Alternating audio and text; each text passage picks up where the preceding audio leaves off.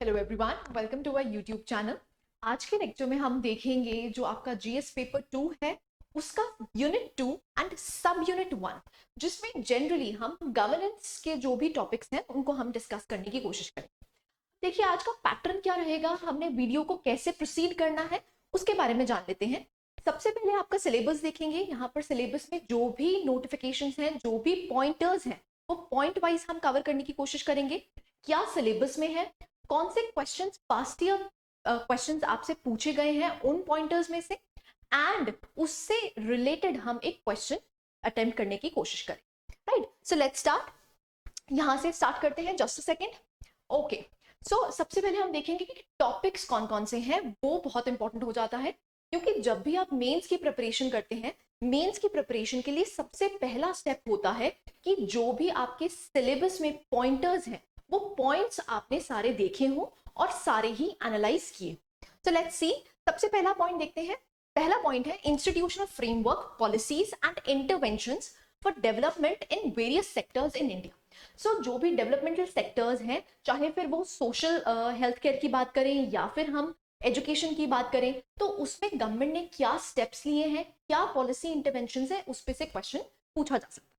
Next topic देखते हैं, that is governance, good governance, citizen charter, effective public service delivery, transparency, accountability and ethics in governance. अब ऐसा देखा गया है, अभी हम आगे डिस्कस करेंगे, जहां पर देखने को मिलेगा कि यहां पर हमने गुड गवर्नेंस से रिलेटेड काफी सारे क्वेश्चंस पास्ट ईयर पेपर्स में पूछे गए हैं।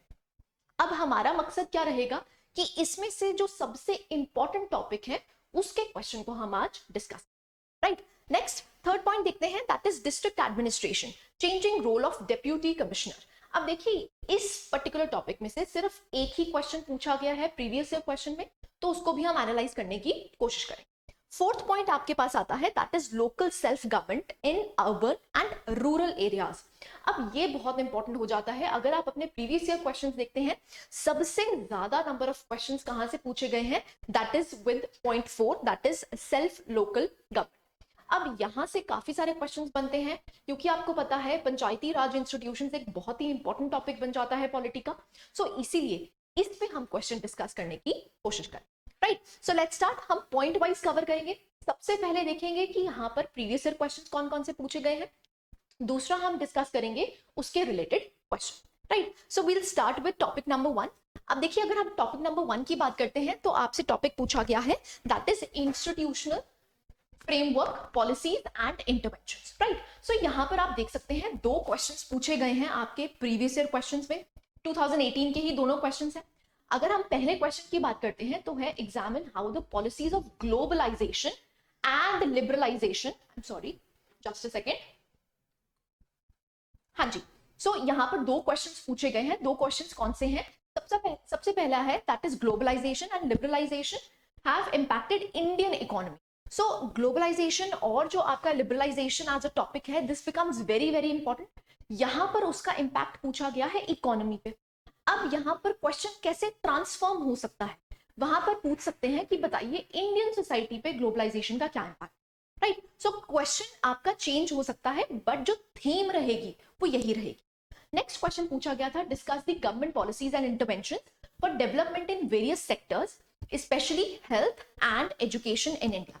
अब देखिए जो भी हमारी सोशल वेलफेयर स्कीम्स हैं, चाहे फिर हम नेशनल स्कीम्स की बात करें, चाहे फिर हम स्टेट स्कीम्स की बात करें, जो स्टेट स्कीम्स हैं वो भी काफी ज्यादा इंपॉर्टेंट बन जाती हैं, वो भी आपको पढ़नी है। राइट, जो कि आप एचपीजीके में कवर करेंगे। राइट, सो लेट्स सी इसके रिलेटेड, अभी टॉपिक नंबर 1 है, आपने प्रीवियस ईयर क्वेश्चंस देख लिए, इसके रिलेटेड हम एक क्वेश्चन को डिस्कस करते हैं।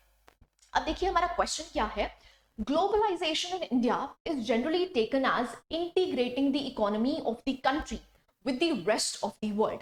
अब देखिए जो भी स्टेटमेंट टाइप क्वेश्चंस होते हैं ना, अगर हम इस क्वेश्चन की बात करते हैं तो यहीं पर आपको पता चल जाएगा कि पहली स्टेटमेंट क्या है। Right, so statement type questions को जस्टिफाई करना होता है इन द इंट्रोडक्शन इटसेल्फ। अब देखिए अगर हम इसकी स्टेटमेंट की बात करते हैं तो यहाँ पर ग्लोबलाइजेशन एज अ डेफिनेशन लिखी हुई, तो डेफिनेशन में क्या दिया हुआ है कि जो ग्लोबलाइजेशन, अगर हम पर्टिकुलरली इंडिया की बात करते हैं तो हम क्या बात कर रहे हैं कि we are integrating the economy of India with the world. Now the question rises, आपको क्वेश्चन की डिमांड क्या है, explain the pros and cons of globalisation in India. अब देखिए आपको एडवांटेजेस और डिसएडवांटेजेस बतानी है, 8 मार्कर क्वेश्चन है, सो सिंपल सा क्वेश्चन है, लेकिन आप इसको डिफरेंट कैसे कर सकते हैं। देखिए जब भी हम मेंस आंसर राइटिंग की बात करते हैं, आपकी 3 चीजें मैटर करती हैं। सबसे पहले है इंट्रोडक्शन। अब देखिए इंट्रोडक्शन को हम यूनिक कैसे बना सकते हैं, या तो आप वहां पर फैक्ट्स को ऐड कर सकते हैं, नंबर 1। नंबर 2, कोई भी की फीचर जो रिसेंटली करंट न्यूज में रहा हो उसको आप कोट कर सकते हैं। नंबर 2 आपका रहता है बॉडी। अब जो आपकी बॉडी है, आंसर की जो बॉडी है, वहां पर आपको जो की प्लेयर्स हैं, यहाँ पर की क्वेश्चन क्या है, आपको प्रोज एंड कॉन्स बनाने हैं। तो यहाँ पर क्या है, जो बॉडी रहेगी आंसर की, वहां पर आपको एडवांटेजेस और डिसएडवांटेजेस बतानी है किसकी, ग्लोबलाइजेशन की। And last is the conclusion. अब देखिए जनरली अगर हम पेपर चेकिंग करते हैं तो ज्यादातर प्रॉब्लम एरिया कहां पर रहता है, that is in the introduction और इन द कंक्लूजन। अब जो कंक्लूजन है उसको होलिस्टिक बनाने के लिए आप क्या कर सकते हैं, अगर कोई भी एसडीजी गोल्स है, सस्टेनेबल डेवलपमेंट गोल्स है, वहां से अगर आप अपने आंसर को लिंक कर पाते हैं तो वो एक आपका होलिस्टिक कंक्लूजन बन जाएगा। और आप क्या कर सकते हैं, कोट से एंड कर सकते हैं। तो कुछ ऐसे टॉपिक्स होते हैं जिनके आपको कोट्स याद कर लेने चाहिए। फॉर एग्जाम्पल अगर मैं फंडामेंटल राइट्स की बात करती हूँ, डीपीएसपीस की बात करती हूँ, अब ये एक ऐसे टॉपिक्स हैं जो बहुत ही इंपॉर्टेंट है, आपको इन पे क्वेश्चन देखने को मिलेगा ही मिलेगा। तो कुछ चीजों के आपको कोट्स याद करने पड़ेंगे, तभी आपका आंसर एक यूनिक आंसर बन पाए। राइट, सो लेट्स स्टार्ट, देखते हैं हम इसको कैसे अटेम्प्ट करेंगे। तो सबसे पहले हमारा इंट्रोडक्शन आएगा। अब अगर हम इंट्रोडक्शन की बात करते हैं तो आप यहाँ पर ग्लोबलाइजेशन को डिफाइन कर सकते हैं। अब देखिए यहाँ पर ग्लोबलाइजेशन को डिफाइन कैसे किया गया है, globalisation is a process of increasing interdependence, interconnectedness and integration of economies and the societies। अब देखिए यहाँ पर हमने इकोनॉमीज को भी कवर कर लिया और सोसाइटीज को भी कवर कर लिया। तो यहाँ पर आपको देखने को मिलेगा कि ग्लोबलाइजेशन की वजह से इकोनॉमी पे इम्पैक्ट तो पड़ता ही पड़ता है, साथ में जो सोसाइटीज हैं वो भी इवॉल्व होती है। Right, number 1 point. अब यहाँ पर आप अपने आंसर को यूनिक बनाने के लिए क्या कर सकते हैं, देखिए रिसेंटली कोविड-19 हुआ। अब कोविड-19 में आपको पता है, आपने बहुत से आर्टिकल्स पढ़े होंगे जहां पर लिखा गया था डी ग्लोबलाइजेशन। अब डी ग्लोबलाइजेशन का मतलब क्या होता है कि जहां पर एक समय पर सारी इकोनॉमीज इंटरकनेक्टेड थी, अब क्योंकि कोविड-19 हुआ, एक पैंडेमिक हुआ, वहां पर क्या किया गया, जितनी भी इकोनॉमीज थी, जितने भी कंट्रीज थे, उन्होंने अपने बॉर्डर्स को क्या कर दिया, सील कर दिया, क्लोज कर दिया, जिसकी वजह से आपको एक ट्रेंड दिखाई दिया है, दैट इज डी ग्लोबलाइजेशन। सो आप अपने इंट्रोडक्शन में या तो डेफिनेशन लिख सकते हैं, या फिर जो करंट न्यूज में रहा हो जिससे कि आपका एक आंसर यूनिक बन पाएगा, उसको आप कोट कर सकते हैं। Right, so this is the introduction. अब देखिए अगर बॉडी की बात करते हैं तो आपको पता है आपने क्या अटेम्प्ट करना है, the pros and the cons. So अगर हम प्रोज की बात करते हैं, सबसे पहले है कि अगर हम ग्लोबलाइजेशन की बात करते हैं, 1991 में जब इंडिया ने एलपीजी रिफॉर्म्स किए तो हमें सबसे बड़ा इंपैक्ट देखने को कहां पर मिलता है, दैट इज द जीडीपी। अगर हम यहाँ पर बात करते हैं, जो हमारी ग्रोथ रेट थी that was approximately 5.6% during 1980s and 1990s to 4% shown by the union budget in 2016 and 17। सो आप देख सकते हैं हमारी जीडीपी काफी ज्यादा ग्रोथ करी है, एक्सपोर्ट्स हम कर पा रहे हैं, इंपोर्ट्स हम कर पा रहे हैं, जिसकी वजह से आपको एक इकोनॉमी में होलिस्टिक ग्रोथ देखने को मिली है। Number 1 point.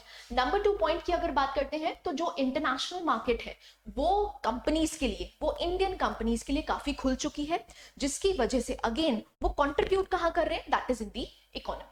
राइट, सो आपको वाइडर रेंज ऑफ प्रोडक्ट्स मिल जाते हैं। अगर आपको वाइडर रेंज ऑफ प्रोडक्ट्स मिल रहे हैं, इसका मतलब क्या है, एक कंज्यूमर के लिए एक बड़ी मार्केट खुल चुकी है, जिससे उसके पास बहुत सी चॉइसेस है। राइट, नेक्स्ट पॉइंट आता है that is increase in the inflow of investment.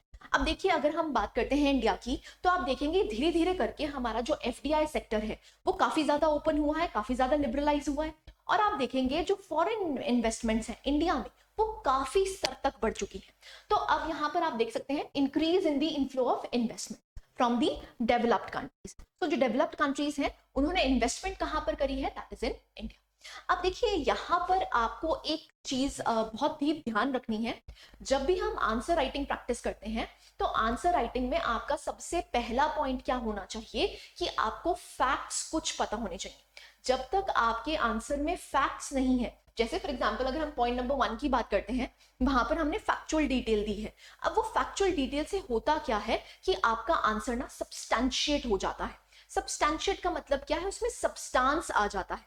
Until and unless आप फैक्ट्स कोट नहीं करेंगे तब तक आपका आंसर जो है वो इनकम्प्लीट लगता है, राइट। सो इसका ध्यान रखिएगा, राइट। नेक्स्ट हम पॉइंट की बात करते हैं। So greater and faster flow of information between the countries. So obvious सी बात है, अगर हम इंडिया की बात करते हैं तो आपको अपना आईटी सेक्टर में बूम होता हुआ दिखा। वो क्यों? क्योंकि स्किल सेट हमारे पास था, हमारी कंट्री ने इंजीनियर्स डॉक्टर्स बहुत सारे बनाए। वहां पर आईटी सेक्टर में बूम क्यों आया? क्योंकि हमारे पास स्किल सेट था, फॉरेन इन्वेस्टमेंट्स आई, फॉरेन कंपनीज यहां पर आई, जिसकी वजह से आपको एक एम्प्लॉयमेंट जनरेशन भी देखने को मिली, राइट। सो अगेन हम यहां पर बात कर सकते हैं greater and faster flow of information. Next, बहुत सारी कंपनीज जो है, न्यू कंपनीज जो है वो इंडिया में आपको खुलती हुई दिख रही।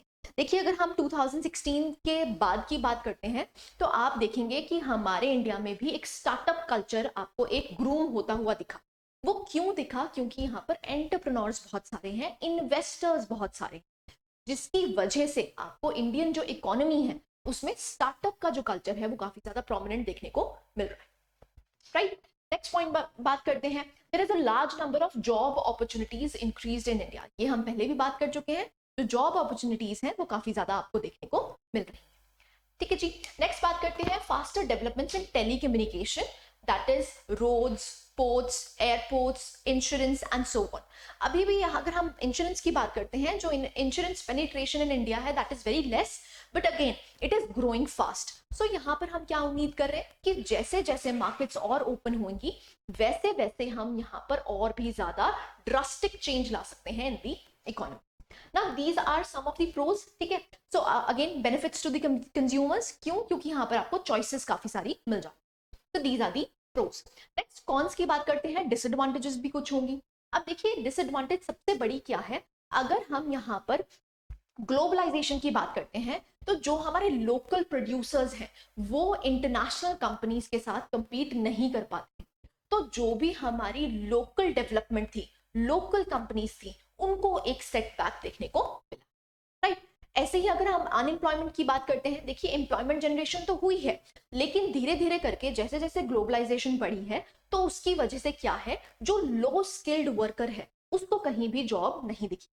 प्लस अब यहाँ पर क्या है, क्योंकि ग्लोबलाइजेशन हुई है, मशीनरी बहुत ज्यादा बढ़ गई है, तो उसकी वजह से क्या है, आपको लॉस ऑफ जॉब अपॉर्चुनिटीज देखने को मिला है। क्यों? क्योंकि जो ह्यूमन रिसोर्स है वो ह्यूमन रिसोर्स का काम अब कौन कर रहा है, that is hardware, right. So यहाँ पर आपको लॉस ऑफ अपॉर्चुनिटीज भी, लॉस ऑफ एम्प्लॉयमेंट भी देखने को मिला। So these are some of the disadvantages. हम कवर कर लेते हैं। सबसे पहला है that is general problems like jobs and social insecurity. So जो सोशल इनसिक्योरिटी है वो आपको देखने को मिली है, ये हम डिस्कस कर चुके हैं। सेकंड बात करते हैं जो एग्रीकल्चरल सेक्टर है, जिसको हम एक्चुअली में बैकबोन ऑफ इंडियन इकोनॉमी की बात करते हैं। अभी भी अगर हम बात करते हैं तो approximately 60 to 70% of the population is still engaged in agriculture, but अगर हम जीडीपी कंट्रीब्यूशन देखते हैं तो वो मीगर है, राइट। सो यहाँ पर सबसे बड़ा डिसएडवांटेज क्या है, क्योंकि अगर हम इंडियन इकोनॉमी की बात करते हैं तो वो आज भी अग्रेरियन है, लेकिन जीडीपी में उनका कंट्रीब्यूशन बहुत ज्यादा कम हो चुका, राइट। सो अगेन आप बात कर सकते हैं कि पोस्ट रिफॉर्म पीरियड में आप देख सकते हैं जो इंडियन गवर्नमेंट भी रही है, उन्होंने एग्रीकल्चरल सेक्टर को निग्लेक्ट किया, राइट। नेक्स्ट थर्ड बात करते हैं, there is drastic increase in child labour because due to the LPG policy. अब जो एलपीजी पॉलिसी बनाई गई थी तो उसमें स्ट्रिक्टनेस कम करी गई, लाइसेंस चार्ज कम किया गया, उसकी वजह से क्या हुआ, यहाँ पर आपको देखने को मिला है कि चाइल्ड लेबर में काफी ज्यादा बढ़ोतरी देखने को मिली। क्यों? क्योंकि आपने कंपनीज को लिबरलाइज कर दिया, वहां पर आपने रूल्स एंड रेगुलेशंस को प्रॉपर्ली फॉलो नहीं किया, तो जिसकी वजह से आपको देखने को मिलता है कि चाइल्ड लेबर में आपको काफी ज्यादा इंक्रीज देखने को मिला। नेक्स्ट अगर हम बात करते हैं कि अगर जब हम ग्लोबलाइजेशन की बात करते हैं तो यहाँ पर हम इंफॉर्मेशन शेयर कर पा रहे हैं। अब इंफॉर्मेशन जब हम शेयर कर पा रहे हैं तो इसका मतलब क्या है, जो ऑटोमेटिक मशीनरी है उसकी बढ़ोतरी आपको देखने को मिली। अब जब वो बढ़ गया तो ऑब्वियस सी बात है जो मैनुअल लेबर है, जो मैनुअल लेबर की डिमांड है वो ऑटोमेटिकली कम हो जाएगी। सो यहाँ पर जो ऑटोमेटिक मशीनरी है, जो टेक्नोलॉजी है, उसने एक्चुअली ओवर पावर कर लिया है दैट इज ह्यूमन रिसोर्सेज को। Then नेक्स्ट, ग्लोबलाइजेशन जो है एक डबल एज स्वॉर्ड है। अब देखिए ये बहुत इंपॉर्टेंट हो जाती है, ऐसी जो कोट्स हैं, ऐसे जो कीवर्ड्स हैं, they become very very important and very crucial in your paper. अगर आप ऐसे इंपॉर्टेंट पॉइंट्स को लिखेंगे तो उसकी वजह से क्या होगा, आपका आंसर और भी ज्यादा इफेक्टिव लगेगा। सो यहाँ पर आपको लिखना है। अगेन आप यहाँ पर कंक्लूजन में भी लिख सकते हैं कि जो ग्लोबलाइजेशन है वो डबल एज स्वॉर्ड की तरह काम करती है। हमारे लिए कुछ अच्छाइयां भी हैं और कुछ बुराइयां भी हैं। तो हम क्या कर सकते हैं, वो कमियों को, जो बुराइयां हैं उसको हम निग्लेक्ट कर सकते हैं, धीरे धीरे कम करने की कोशिश कर सकते हैं, जिसकी वजह से जो ज्यादातर बेनिफिट्स हैं हम ग्लोबलाइजेशन के वो रीप कर पाए। Done. So these are some of the cons. अब कंक्लूजन में आप लिख सकते हैं, देखिए जो कल्चर है, क्योंकि ग्लोबलाइजेशन की वजह से जो कल्चर हमारा एक्सचेंज हुआ है, तो उसमें हम टॉलरेंस, अंडरस्टैंडिंग और एक पॉजिटिव एटीट्यूड इनकलकेट कर सकते हैं। नेक्स्ट, अब देखिए यहां पर, अगर हम सेकंड पॉइंट की बात करते हैं, तो हमने इसको एक्चुअली में कोट किया है, लिंक किया है विद द करंट अफेयर्स। अब करंट अफेयर्स में चाहे फिर वो इंटरनेशनल सोलर अलायंस हो, चाहे कोalition फॉर डिजास्टर रेजिलिएंट इंफ्रास्ट्रक्चर की अगर बात करते हैं, तो ये एक ऐसे इनिशिएटिव्स हैं जहां पर हम एक ग्लोबल स्तर की बात कर रहे हैं, जहां पर हर एक इंडिविजुअल पार्टिसिपेट कर सकता है। तो जितने भी इंटरनेशनल ऑर्गेनाइजेशंस हैं वहां पर कोलैबोरेट कर सकती हैं, जिससे हम क्या कर पाए, ये जो ग्लोबलाइजेशन के बेनिफिट्स हैं वो नूक एंड कॉर्नर तक पहुंचा। राइट। सो यहां से इस एक पर्टिकुलर क्वेश्चन से आपका जो ग्लोबलाइजेशन, लिबरलाइजेशन, प्राइवेटाइजेशन एक टॉपिक है वो पूरा फुली कवर हो जाता है। चाहे फिर वो हम इकोनॉमी की बेनिफिट्स की बात करें, चाहे प्रोज कॉन्स की बात करें, तो यहां पर आपको एक होलिस्टिक कवरेज मिल गई। राइट। नेक्स्ट टॉपिक की बात करते हैं। This was your topic number 1। अब नेक्स्ट टॉपिक की बात करते हैं तो यहां पर आता है good governance, citizen charters, effective public service delivery, transparency, accountability and ethics in governance. Now this topic becomes very very important. देखिए इस पे से क्वेश्चन पूछा ही जाएगा। अगर हम पास्ट ईयर पेपर्स की बात करते हैं तो जनरली ज्यादातर आपको क्वेश्चंस देखने को मिले हैं that is with related to e governance और गुड गवर्नेंस। दोनों ही टॉपिक्स बहुत बहुत इंपॉर्टेंट हैं, उसको आप निग्लेक्ट नहीं कर सकते हैं। बट आई अज्यूम कि इस बार सिटीजन चार्टर पे क्वेश्चन पूछा जा सकता है। क्यों? क्योंकि it is in link with the governance. Right. So यहाँ पर हम सिटीजन चार्टर का एक क्वेश्चन डिस्कस कर लेंगे। उससे पहले आप पास्ट ईयर क्वेश्चंस देख सकते हैं। देखिए पास्ट ईयर क्वेश्चंस कौन कौन से पूछे गए हैं। पहला क्वेश्चन था what do you understand by e governance, that was 2018 question. Second question की बात करते हैं तो again how do you define good governance. So आपको ई गवर्नेंस, गुड गवर्नेंस दोनों ही देखने को मिल गए हैं। थर्ड क्वेश्चन की बात करते हैं, again what do you understand bye good governance, explain it's essential element. Now यहाँ पर जो गवर्नेंस का टॉपिक है वो बहुत इंपॉर्टेंट बन जाता है। ई गवर्नेंस और गुड गवर्नेंस दोनों ऐसे टॉपिक्स हैं जो आप छोड़ के नहीं जा सकते। आज का टॉपिक जो हम कवर करेंगे, जो एक्चुअली में निग्लेक्टेड एरिया रह जाता है, सिटीजन चार्टर एज सच बहुत से लोग नहीं पढ़ते हैं, लेकिन उम्मीद है क्योंकि बहुत से क्वेश्चन गुड गवर्नेंस या ई गवर्नेंस से पूछे गए हैं, तो ऐसा हो सकता है कि वो सिटीजन चार्टर से क्वेश्चन पूछ सकते हैं। सो आज हमारा एजेंडा यही रहेगा। आज हम कौन सा क्वेश्चन डिस्कस करेंगे, that will be related to citizen charter. अब देखिए क्वेश्चन देखिए, ध्यान से पढ़िए। सबसे पहले है discuss why the citizen charter has failed to achieve its objective of ensuring accountability and transparency in governance. देखिए सबसे पहले हमें ये पता होना चाहिए कि सिटीजन चार्टर होता ही क्या है। अगर हम सिटीजन चार्टर की बात करते हैं तो यहाँ पर क्या है, एक तरफ कंज्यूमर है आपका और एक तरफ क्या है, that is public service delivery, जहां से आपकी जो सर्विस है वो डिलीवर करने के लिए कोई इंसान बैठा होगा, कोई पब्लिक अथॉरिटी होगी। तो यहां पर सिटीजन चार्टर क्या करता है, इन दोनों में एक इंटरमीडिएटर रोल की तरह आपको देखने को मिलता है। ये इंटरमीडिएटर की रोल क्यों निभाता है, क्योंकि यहां पर आपको एक ब्रिज देखने को मिलता है जो हमारा पब्लिक सर्विस डिलीवरी जो करेगा और यहाँ पर कंज्यूमर्स हैं उनके बीच में एक ब्रिज की तरह काम करता है। राइट।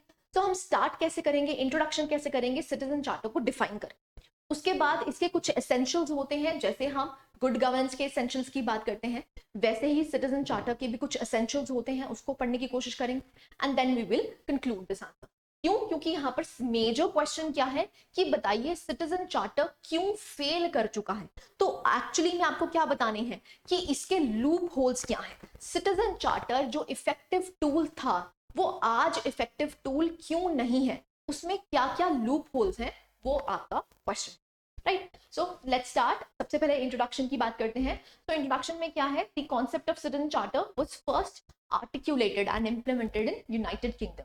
अब देखिए, ये फैक्ट को कोट करने से आपको एक पॉइंट एडिशनल मिलेगा ही मिलेगा, क्योंकि जनरली ये पॉइंट कोई नहीं लिखेगा। अगर हम इंट्रोडक्शन की बात करते हैं तो सीधा आप इंट्रोडक्शन में क्या लिखेंगे, उसकी डेफिनेशन लिख देंगे। लेकिन यहाँ पर आपको हमेशा ध्यान रखना है, जहां पर भी आप फैक्ट्स को कोट कर सकते हैं, प्लीज कोट इट, क्योंकि वहीं से आपको बोनस पॉइंट्स मिलेंगे। डन। तो this is point number 1। Point number 2 की बात करते हैं। तो यहाँ पर आपको डिफाइन करना है सिटीजन चार्टर क्या है। It is a document that outlines the commitment of public body towards standard, quality and time frame of service delivery along with grievance redressal mechanism. Very very important। यहां से आपने सर्वोत्तम model जरूर देखना है कि सर्वोत्तम मॉडल क्या है, जहां पर हम पब्लिक सर्विस डिलीवरी की तो बात कर ही रहे हैं। अगर कंज्यूमर को कोई ग्रीवांस है तो वहां पर ग्रीवांस रिड्रेसल मैकेनिज्म भी होना चाहिए, राइट। तो that is known as the सर्वोत्तम मॉडल, राइट। तो यहाँ पर ये जो सिटीजन चार्टर है, ये कर क्या रहा है, this is an understanding between the citizen, that is the consumer, and the service provider.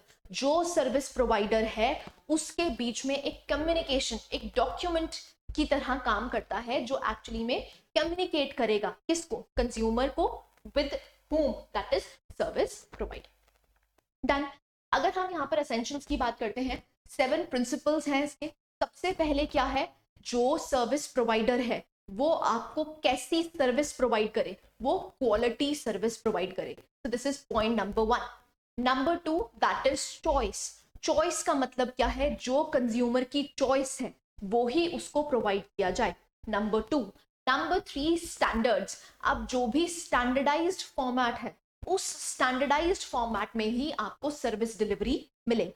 Third that is value. Value का मतलब क्या है, जो आपने पे किया है, जो आपने पैसा दिया है, उस पैसे की जो सर्विस है वो आपकी वैल्यू को कोट करता हो, तो valuable. Third that is accountable. अब देखिए, जो भी आपके पब्लिक अथॉरिटीज हैं वो क्या है, they should remain transparent and accountable. तो दोनों ही प्रिंसिपल्स आ गए। Next is participation. पार्टिसिपेशन क्यों है, अब देखिए, अगर कंज्यूमर ने सर्विस प्रोवाइडर से कोई सर्विस ली, अब उसको वो पसंद नहीं आई, जब उसको वो पसंद नहीं आई, दैट मीन्स क्या है, उसको ग्रीवांस है। तो ग्रीवांस रिड्रेसल मैकेनिज्म भी होना चाहिए, जिससे सिटीजन्स जो हैं वो एक्चुअली में पार्टिसिपेट कर पाए। तो जो भी गवर्नेंस का प्रोसीजर होता है, उस गवर्नेंस में सबसे पहले क्या होता है, सिटीजन को बीच में रखा जाता है, जिसको हम कहते हैं सिटीजन सेंट्रिक एडमिनिस्ट्रेशन। सो सिटीजन को बीच में रखा जाएगा और उसके अराउंड सारी गवर्नेंस प्ले करी जाएगी, right. So these are some of the 7 principles. Done.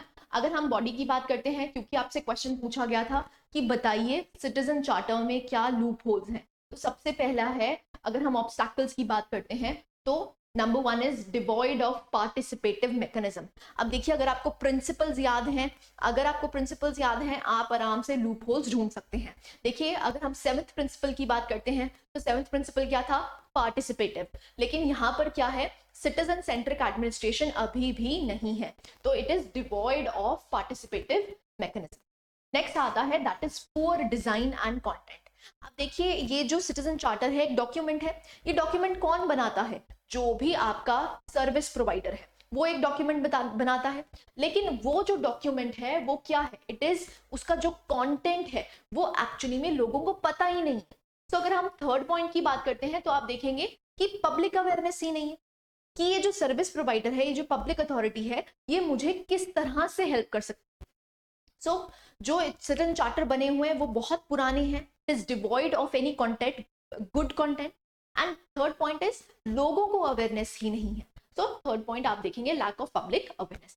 Fourth आता है that is absence of trained staff. अब देखिए, अगर हम स्टाफ की बात करते हैं तो एज सच ट्रेनिंग ही नहीं है। ग्रीवांस रिड्रेसल डाला जाता है, लेकिन वो ग्रीवांस रिड्रेसल मिलता ही नहीं, आपको कंज्यूमर तक पहुंचता ही नहीं है। तो यहाँ पर आप देखेंगे कि जो स्टाफ है that is not skilled, up to the mark नहीं है।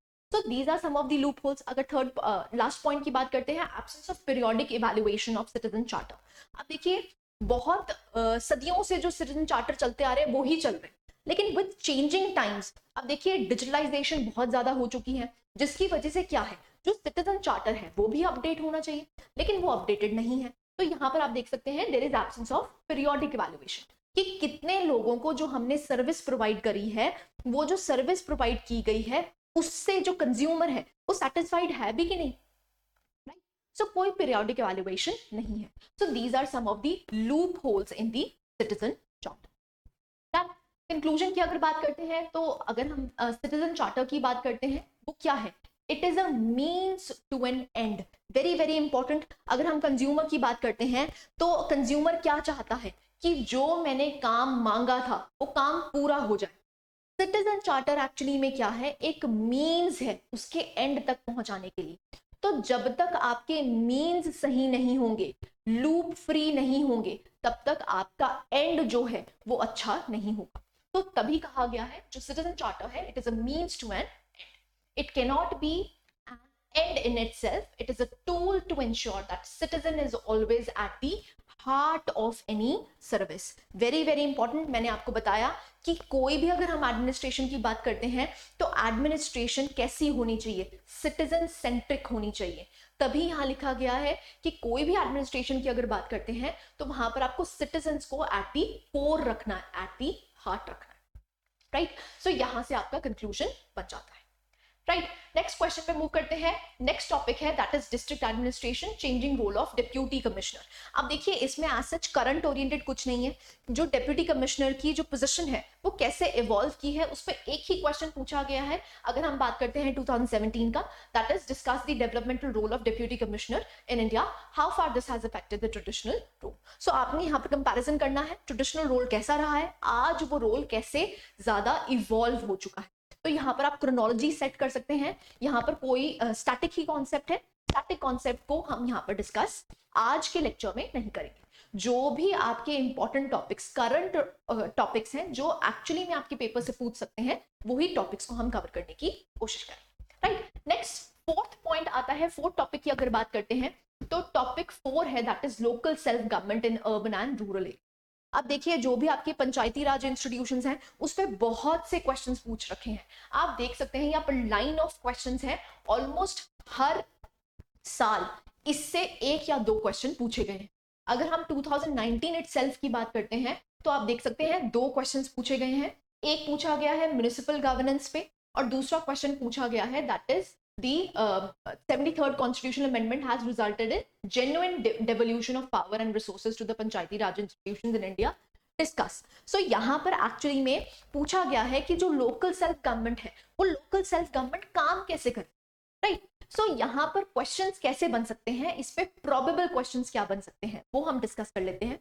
देखिए सीधा आपसे ये पूछ सकते हैं कि बताइए 73rd अमेंडमेंट और 74th अमेंडमेंट के की क्या की प्रोविजंस है, नंबर 1। नंबर 2 आपसे पूछ सकते हैं कि बताइए जो 73rd अमेंडमेंट हुई थी उसके जो कंपल्सरी और मैंडेटरी प्रोविजंस हैं वो कौन कौन से हैं, मैंडेटरी प्रोविजंस कौन से हैं, वॉलंटरी प्रोविजंस कौन से हैं, वो आपसे क्वेश्चन पूछा जा सकता है।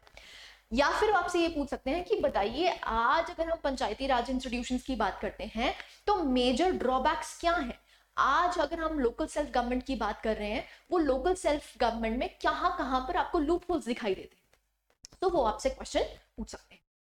So let's see, question discuss करते हैं। यहां से आपका जो पंचायती राज इंस्टीट्यूशन एज अ टॉपिक है वो पूरा का पूरा कवर हो जाएगा। सो discuss the reasons for poor functioning of Panchayati Raj institution. अब देखिए पंचायती राज इंस्टीट्यूशंस अगर आपसे पूछा गया है कि क्वेश्चन डायरेक्ट है बिल्कुल कि बताइए पुअर फंक्शनिंग क्यों हो रही है पंचायती राज इंस्टीट्यूशन। तो सबसे पहले आप स्टार्ट कहां से करेंगे, पंचायती राज इंस्टीट्यूशन। अब देखिए everybody will write the same answer 73rd and 74th amendment, लेकिन आप उस आंसर को यूनिक कैसे बना सकते हैं, क्योंकि हमें पता है पंचायती राज इंस्टीट्यूशन से क्वेश्चन पूछा जाता है। तो यहाँ पर आप कोट्स को याद कर सकते हैं, महात्मा गांधी के कुछ फेमस कोट्स हैं उनको कोट कर सकते हैं इंट्रोडक्शन में एज वेल एज कंक्लूजन में, जिससे कि आपका आंसर एक होलिस्टिक और यूनिक बन जाए। तो वील स्टार्ट विद दैट। अगर हम इंट्रोडक्शन की बात करते हैं तो आप देख सकते हैं इंट्रोडक्शन में सबसे पहले हम देखेंगे एक coat that is when the panchayat Raj is established public opinion will do what violence can never do. Now this becomes very very important. देखिए अगर हम आर्टिकल 40 की भी बात करते हैं अपने डीपीएसपी में, जहां पर स्टेट को गाइडलाइंस दी गई है कि आप लोकल सेल्फ गवर्नमेंट पे ज्यादा प्रोमिनेंस दें। सो यहाँ पर हम कह सकते हैं कि अगर हम डीपीएसपी की बात करते हैं और महात्मा गांधी की जो आइडियोलॉजी है जो आज तक भी हम कैरी फॉरवर्ड करते हैं, तो उनका भी क्या कहना था कि जो पंचायती राज इंस्टीट्यूशन अगर इस्टेब्लिश हो चुके हैं, अगर वो इस्टेब्लिश हो चुके हैं तो वायलेंस कभी नहीं होगी। तो लोकल सेल्फ गवर्नमेंट पे स्टेट को ध्यान देना चाहिए। अब देखिए अगर हम गवर्नेंस की बात करते हैं, पॉलिटी के क्वेश्चंस की बात करते हैं, अनटिल एंड अनलेस आपके जो मेजर पॉइंट्स हैं, चाहे फिर वो फंडामेंटल राइट्स की बात कर लो, फंडामेंटल ड्यूटीज की बात कर लो, डीपीएसपी की बात कर लो, अगर टॉपिक वहां से रिलेटेड है आपको आर्टिकल नंबर लिखना ही पड़ेगा। अनटिल एंड अनलेस आप आर्टिकल नंबर नहीं लिखेंगे, फैक्चुअल डिटेल्स नहीं लिखेंगे, आपको पॉइंट्स पूरे नहीं मिलेंगे। ठीक है, सो यहाँ पर हम आर्टिकल 40 की बात करते हैं। So it reads, these states shall take steps to organize village panchayats, endow them with such powers and authority as may be necessary to enable them to function as units of self-government. Now this becomes very important. यहाँ पर क्या बोला गया है कि जो state है वो विलेज पंचायत्स को पावर्स देगी, लेकिन क्या वो पावर्स जेन्युइनली दी गई हैं? That is the question. यहां पर क्वेश्चन वही बनता है कि बताइए पंचायती राज इंस्टीट्यूशंस आज भी इस्टेब्लिश प्रॉपरली फंक्शन क्यों नहीं किए गए? राइट, सो बॉडी वही है। अब यहाँ पर हम इसको 3 कैटेगरीज में डिवाइड कर देंगे। अगर हम प्रॉब्लम्स की बात करते हैं तो सबसे पहला प्रॉब्लम किस में आता है? That is in the finances. अब फाइनेंसेस की अगर बात करते हैं तो यहाँ पर स्टेट को वॉलंटरी प्रोविजंस हैं कि वो जो सेल्फ गवर्नमेंट है, विलेज पंचायत्स हैं, वो अपने टैक्सेस खुद कलेक्ट कर सकते। लेकिन ये जो डेवोल्यूशन है ये स्टेट ने की ही नहीं है। तो सबसे पहला प्रॉब्लम क्या है? फाइनेंसेस ही नहीं। देखिए सिंपल सी बात है, आप अपने घर को भी ऑर्गेनाइज करना चाहते हैं तो एक्चुअली में ऑर्गेनाइज कौन करता है? आपके मम्मा करते हैं।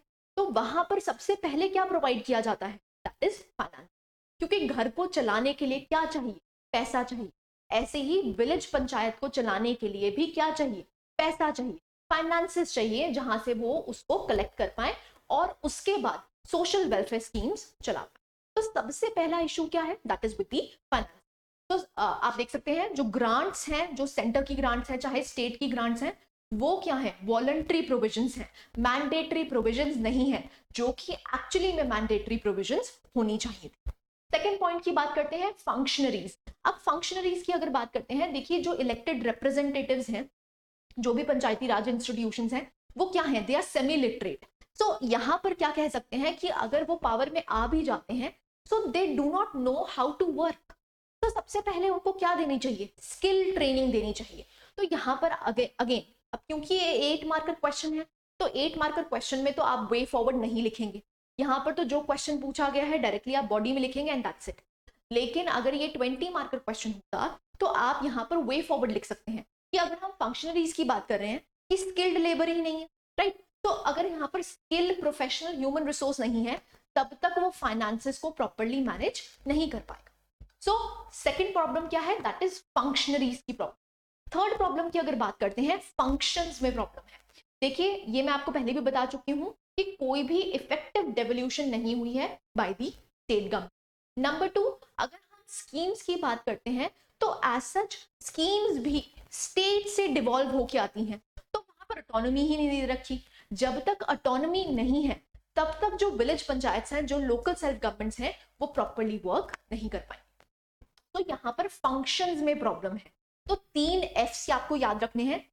सबसे पहला है दैट इज फाइनेंसेस, पैसा ही नहीं है। दूसरा फंक्शनरीज, जो एक्चुअली में काम करने जा रहे हैं वो सेमी स्किल्ड है। फंक्शंस में प्रॉब्लम है। अब आपने एक टर्मिनोलॉजी सुनी होगी दैट इज पंचपति। पंचपति का मतलब क्या होता है? अब आपको पता है रिजर्वेशन दी गई है 33% फॉर वुमेन रिजर्वेशन। सो यहाँ पर क्या है कि जो इलेक्टेड हेड है, सरपंच है, वो कौन बन जाती है? लेडी बन जाती है। लेकिन उसको एज सच पता ही नहीं है कि मुझे फंक्शन कैसे करना है। तो वो किसको रिप्रेजेंट करती है? अपने पति को। तो इसीलिए यहाँ पर लिखा गया है पंचपति। सो आप देख सकते हैं जो प्रेजेंस ऑफ पंचपति है and proxy representation in case of women and SC and ST representative respectively. So आप यहाँ पर डेटा देख सकते हैं। So 1.4 million, India has the most women elected in in lower levels. So आप देख सकते हैं कि वुमेन रिजर्वेशन तो दे दी गई है, 33% रिजर्वेशन दे दी गई है, और अगर हम लोकल गवर्नमेंट्स की बात करते हैं तो अप्रोक्सीमेटली आपको 1.4 मिलियन हेड्स देखने को मिलते हैं जो कि वुमेन है। लेकिन प्रॉब्लम क्या है कि वो ऑटोनॉमी उनके पास नहीं है। वो ऑटोनॉमी एक्चुअली कौन एक्सरसाइज कर रहा है? दैट इज उनके हस्बैंड्स। सो यहाँ पर फंक्शन में ही प्रॉब्लम है।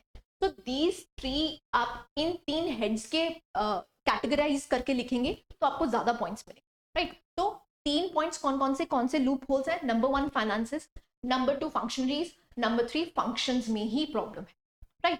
कंक्लूजन की अगर बात करते हैं तो कंक्लूजन आप देख सकते हैं, as a result of these constitutional steps taken by the union and the state governments, India has moved towards what has been described as multi level federalism. Very very important, देखिए federalism as a terminology कहीं भी हमारे constitution में defies नहीं किया गया है। हमारे इंडियन कॉन्स्टिट्यूशन को क्या बोला जाता है? That is quasi federal. So हम कह सकते हैं कि जब हमने 73rd अमेंडमेंट 74th अमेंडमेंट की तो हमने यहाँ पर मल्टी लेवल फेडरलिज्म की तरफ हम मुड़े हैं। लेकिन कुछ लूप होल्स हैं, उन लूप होल्स को फिक्स करके हम यहाँ पर जो फेडरलिज्म है, जो फेडरलिज्म की स्पिरिट है, हम उस स्पिरिट को मेंटेन कर सकते हैं। सो अगेन देखिए कीवर्ड्स इंपॉर्टेंट हो जाते हैं, तभी यहाँ पर कोट्स में डाला गया है। वहां पर आप ये चीजें अंडरलाइन कीजिए, जो भी आपके कीवर्ड्स हैं you have to underline in the answer, right? So and more significantly it has widened the democratic base of Indian polity. So यहाँ पर आप देख सकते हैं कि जो डेमोक्रेसी के आइडियल्स हैं, आइडियल्स क्या है कि पावर कहाँ तक पहुंचाना, लोगों तक पहुंचाना। तो यहाँ पर जो 73rd अमेंडमेंट और 74th अमेंडमेंट की गई, वहां पर हमने क्या कोशिश की है कि हम लोगों तक पावर पहुंचा, राइट? तो यहाँ पर मल्टी लेवल फेडरलिज्म का आप कीवर्ड याद रख सकते हैं।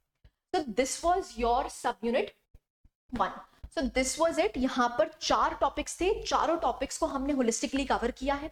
पास्ट के क्वेश्चंस देखे, उससे रिलेटेड हर एक क्वेश्चन देखा, जिससे कि आपकी एक रिवीजन हो पाए। Thank you very much for joining.